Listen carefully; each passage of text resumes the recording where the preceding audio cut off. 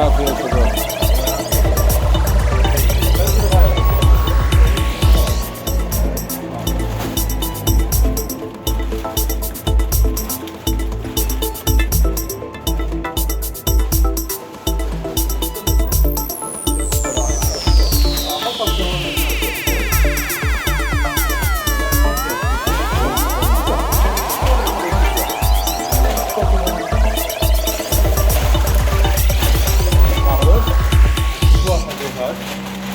كلهم مع بعض.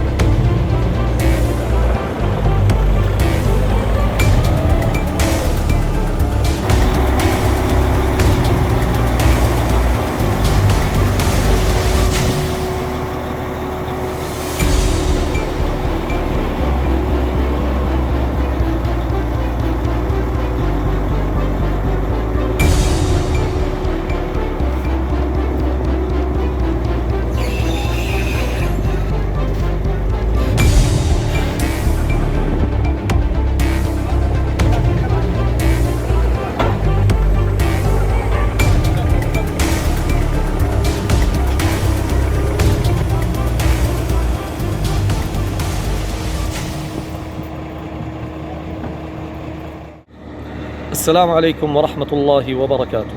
من يفعل الخير لا يعدم جوازيه، لا يذهب العرف بين الله والناس. فالخير فيكم ومنكم وإليكم أبناء مجتمعنا العظيم، وإن كان للوفاء عنوان فأنتم عنوانه.